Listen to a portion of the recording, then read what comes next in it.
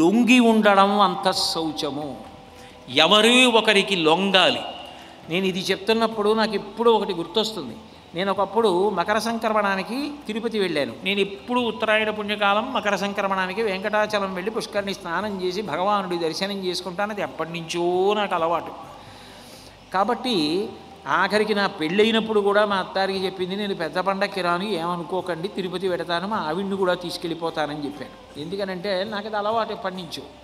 అక్కడికి వెడుతూ ఉంటాను. ఆ సంవత్సరం సంక్రాంతి పండక్కి తిరుపతికి వెడితే కనుమనాడు కూడా మీరు ఉండండి, ఇక్కడ సభ జరుగుతుంది, మీకు గోవులు అంటే ఇష్టం కదా, గోశాలలో సభ కొద్దురు గారని అడిగారు. అడిగితే ఉన్నాను. ఉండి గోశాలకు వెళ్ళా. ఇంకా కార్యనిర్వహణాధికారి గారు రాలేదు. ఖాళీ ఉంది కదా అని గోశాలలో వెనక్కి వెడితే ఒక ఏనుగు ఊర్ధ్వపుండ్రాలు పెట్టుకుని ఉంది. దానికి ఇనప గొలుసులు వేసి కట్టేశారు కాళ్ళు. నేను ఆయన్ని అడిగా, ఏమంటే దీన్ని కట్టేశారు ఏమిటి అని అడిగాను. అడిగితే ఇది కొండ మీద ఉండేదండి, భగవంతుడితో పాటుగా ప్రదక్షిణ పురస్సరంగా వెంకటాచలంలో తిరిగేది. ఇది ఒకరోజు ఎందుకో మరి అదుపు తప్పి భక్తుల మీదకి వెళ్ళి తొండం జాడించింది, అందుకని దీన్ని కొండ దింపేశామండి. ప్రభుత్వాలకు ఉత్తరం రాస్తున్నాం. ఒక ప్రభుత్వం ఏదైనా అనుమతించిన తర్వాత ఆ ప్రభుత్వం ఎక్కడ పరిపాలిస్తుందో ఆ రాష్ట్ర ప్రాంగణంలోకి వచ్చే అరణ్యంలోకి దీన్ని తీసుకెళ్ళి వదిలిపెట్టేస్తామన్నారు. ఒక్కసారి అదుపు తప్పిన ఏనుగుని తీసుకెళ్ళి అరణ్యంలో వదిలేస్తున్నారు, కొండ దింపేశారు. సర్వశక్తివంతుడమైన మనిషిగా పుట్టి నువ్వు నిరంతరం అదుపు తప్పిపోతే ఎవరు రక్షిస్తారు, ఎవరు కాపాడగలరు? అంత శక్తివంతమైన సముద్రం చెలియలి కట్ట అని నియమం పెట్టుకుని అక్కడ వరకే వచ్చి వెనక్కి వెళ్ళిపోతోంది తప్ప తాను రాగలిగిన ఊరి మీదకి వస్తోందా?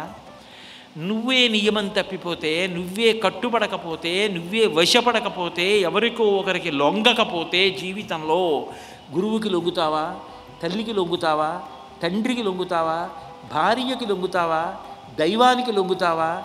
ఎవరికో ఒకరికి నువ్వు లొంగి ఉండి వారి మాట ఔదల దాల్చకపోతే నీకు శీల వైభవం ఎలా ఏర్పడుతుంది? నిన్ను నువ్వు ఎలా చక్కదిద్దుకుంటావు?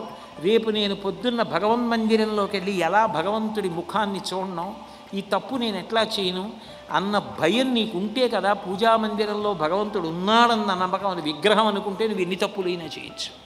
నా భార్య ముఖం ఎలా చూడను అనిపిస్తే కదా నువ్వు తప్పు చేయలేవు. అంతటి మహానుభావుడు మా నాన్నగారు. ఆయన ముందు నేను ఎలా నిలబడగలను అనుకుంటే కదా నువ్వు తప్పు చేయకుండా ఉండగలవు. లొంగడం మనిషికి అలవాటు కావాలి. పశువునైతే లొంగతీస్తారు, మనిషిని ఎవరు లొంగతీస్తారు? నువ్వు వశపడడం నువ్వు నేర్చుకోవాలి. ఏనుగంతటిది శిక్షణ పొందితే తనని కట్టడానికి పనికొచ్చే గొలుసు తన తొండంతో ఎత్తి అందించి కాలు ముందుకు పెడుతోంది. మనిషి తనంత తాను కట్టుబడాలి. కట్టుపడడం గొప్ప.